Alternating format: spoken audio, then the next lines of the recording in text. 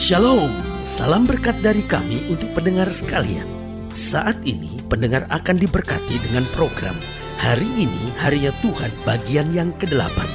Sebuah program rohani tentang doktrin Alkitab yang menolong kita untuk semakin tertanam dalam kebenaran firman dan bertumbuh dalam kemuliaan. Bersama hambanya, Pendeta Gilbert Lumuendo, STH.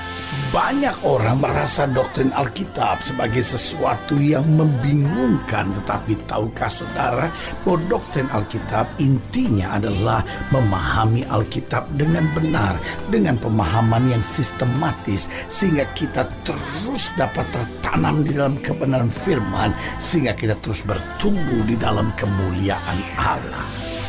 Buka hati saudara sekalian untuk menerima berkat-berkat firman-Nya hari ini. Orang percaya memiliki banyak sebutan. Pertama-tama yang berhubungan dengan tanggung jawabnya. Misalnya Tuhan berkata bahwa kita orang percaya ini adalah terang dunia.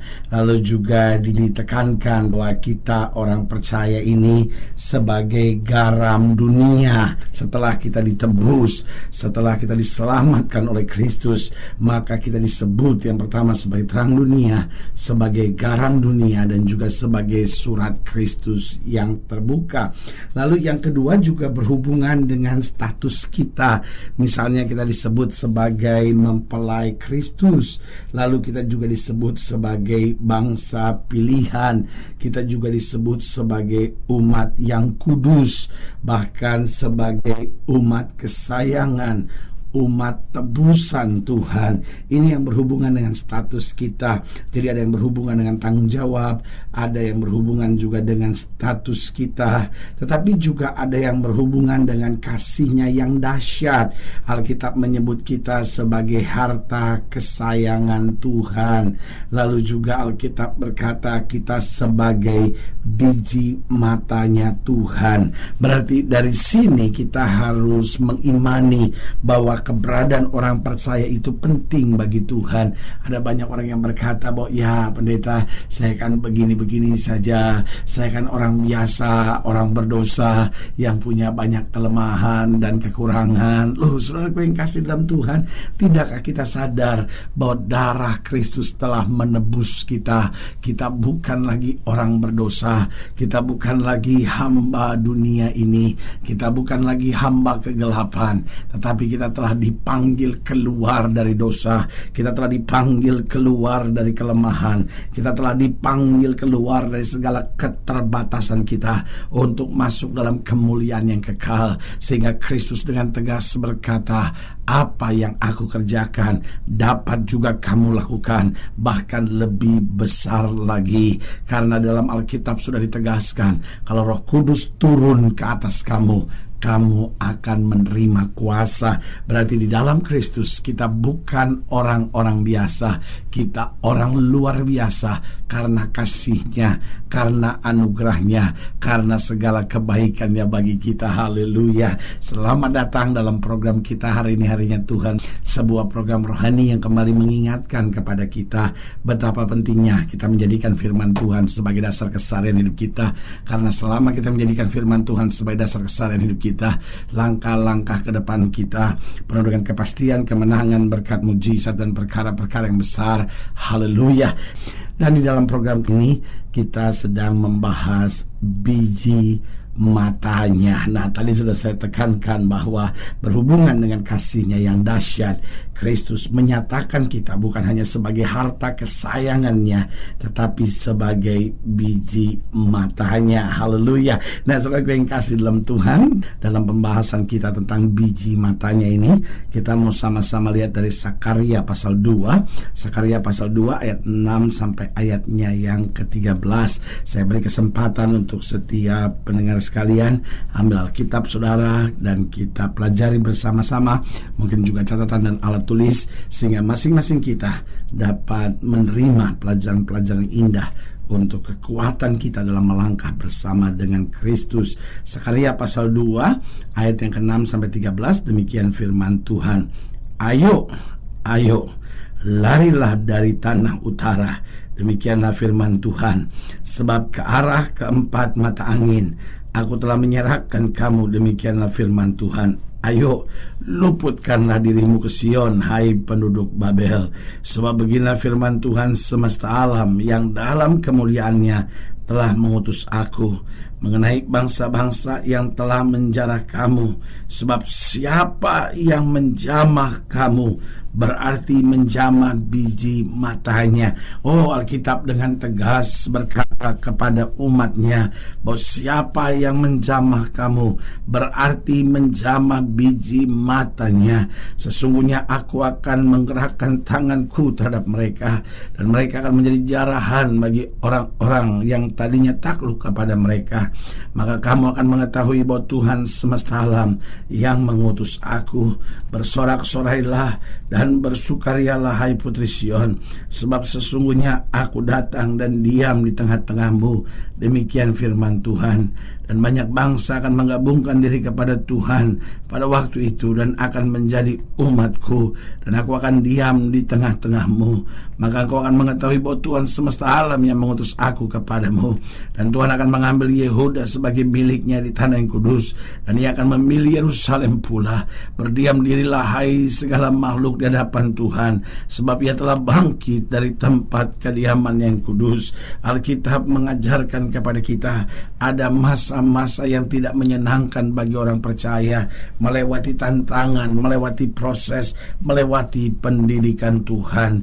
Tetapi barang siapa yang berani menjamah kamu, tatkala kamu aku proses, kata Tuhan, tatkala kamu aku didik, tatkala kamu aku bentuk, maka aku akan menyerahkan mereka ke dalam tangan musuh-musuh mereka, karena engkau adalah biji mataku. Nah, saudaraku yang kasih dalam Tuhan, bukankah ini satu hal yang luar biasa? Kita bukan hanya disebut sebagai harta kesayangan Tuhan, kita bukan hanya disebut sebagai kawan sekerja Tuhan, tapi lebih daripada sekedar sebutan-sebutan itu, kita bahkan disebut sebagai biji matanya Tuhan. Nah, kenapa istilah ini menjadi begitu penting buat kita? Yang pertama, karena kalau kita bicara tentang biji mata, apa artinya? Berarti kita dijaga dari hal-hal yang dapat merusak. Saudaraku yang kekasih dalam Tuhan, siapapun kita, pasti kita menjaga biji mata kita. Saudaraku, orang bisa saja tidak memperhatikan kulitnya. Ada wanita-wanita tertentu yang sangat peduli dengan kulit. Nanti digosok pakai lotion ini, nanti digosok pakai lotion ini, ya kan, ada lagi apa lagi ya kan. Tetapi saudaraku yang kasih dalam Tuhan, ada juga orang-orang yang tidak peduli dengan kulitnya. Ada wanita-wanita tertentu yang takut sekali kena matahari, karena dia takut nanti kulitnya rusak, nanti kulitnya bercak-bercak dan segala sesuatu. Tapi ada orang yang tidak peduli sama sekali dengan kulitnya. Dalam hatinya, saya bisa hidup saja sudah anugerah Tuhan, ya kan. Tetapi saudaraku yang kasih dalam Tuhan, kalau bicara tentang mata, ya itu lain ceritanya. Karena kulit ada yang perhatikan, ada yang tidak perhatikan.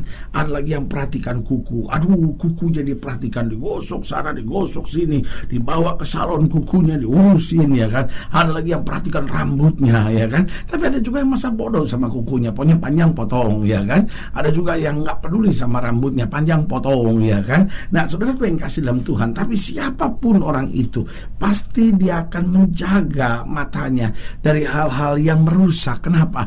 Karena mata juga disebut sebagai jendela jiwa. Karena kalau sampai mata kita tidak lagi berfungsi, maka seluruh tubuh kita mengalami masalah. Dan saudaraku yang kasih dalam Tuhan, berarti kalau kita disebut sebagai biji matanya Tuhan, Tuhan menjaga kita begitu sempurna dari segala hal yang merusak. Bukan hanya dari segala serangan setan, tetapi juga dari hal-hal dunia yang merusak karakter kita, hal-hal dunia yang bisa merusak pikiran kita, hal-hal dunia yang bisa merusak sifat kita. Berarti saudaraku yang kasih dalam Tuhan, kita dijaga. Makanya Alkitab bilang, barang siapa aku kasih, ya ku hajar dan ku tegur. Kenapa Tuhan harus menghajar dan menegur? Itu bagian dari penjagaan Tuhan buat kita terhadap hal-hal yang merusak. Yang kedua, kalau kita disebut sebagai sebagai biji matanya apa artinya? Berarti kita diberi perhatian khusus agar tetap maksimal. Kalau mata mulai merah, dikasih tetes mata, ya kan?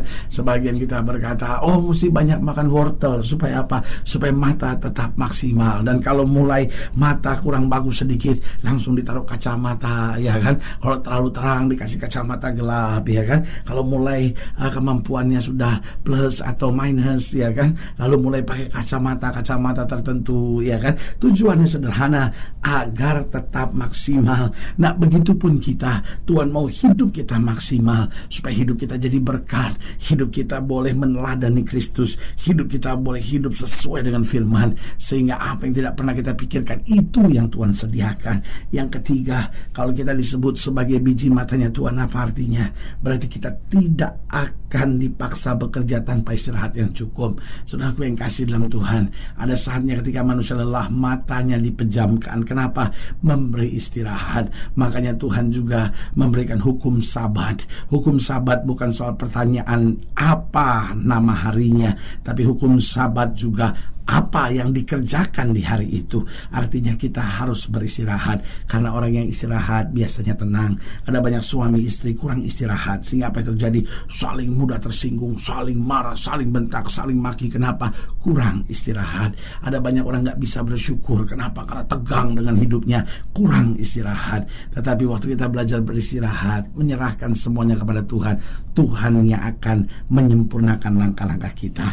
Dan yang keempat, sebagai biji matanya, kita akan dihias indah agar senantiasa menampilkan keindahan. Ada orang-orang tertentu yang dia hiasi matanya supaya apa? Supaya memberikan keindahan. Saudaraku yang kasih dalam Tuhan, Tuhan juga mau hidup kita indah, memancarkan kemuliaan Kristus, sehingga orang melihat hidup kita dan memuliakan Bapa di sorga. Haleluya. Saudaraku yang kasih dalam Tuhan, jika saudara yang dilayani lebih jauh, hubungi kami melalui telepon, hubungi kami melalui surat, kunjungi website kami, karena kami ada untuk membawa Bapak Ibu saudara senantiasa lebih dekat dengan Tuhan dan mengalami kasih kuasa mujizat yang luar biasa. Haleluya. Secara khusus melalui program ini juga saya mau berdoa buat setiap saudara yang sakit, setiap saudara yang berbeban berat, karena saya percaya bahwa bagi Allah tidak ada perkara yang mustahil. Dan saudara-saudara yang didoakan secara khusus, boleh taruh tangan kanan saudara di dada dan kita akan berdoa. Mari kita berdoa. Bapa, dalam nama Yesus, hamba doa buat yang sakit, hamba doa buat yang berbeban berat, hamba doa untuk setiap mereka yang sedang menghadapi masa-masa yang sukar, karena hamba percaya bahwa bagi Allah tidak ada perkara yang mustahil. Bapa, hamba berdoa di dalam nama Yesus, Tuhan jamah, sehingga setiap kami boleh kembali bangkit dan menyadari bahwa kita adalah biji matanya Tuhan, dan kami terlalu percaya sebagai biji matanya Tuhan, maka kami dijaga dari hal-hal yang dapat merusak. Kami diberi perhatian yang khusus agar tetap maksimal. Kami tidak akan dipaksa bekerja tanpa istirahat. Kami juga akan dihias indah dalam kemuliaan-Mu. Di dalam nama Yesus kami berdoa. Haleluya. Amin. Saudaraku yang kekasih dalam Tuhan, kita sudah berdoa. Ingat, tidak pernah Allah lalai menepati janjinya. Inilah saatnya buat kita untuk bangkit, bersemangat, bersukacita dalam menghadapi segala perkara, karena kita tahu Yesus hidup, Yesus berkuasa, dan tidak pernah mengecewakan kita. Haleluya. Doa saya menyertai saudara. Sampai berjumpa pada program berikut, dan jangan lupa jadikan hari ini harinya Tuhan. Haleluya.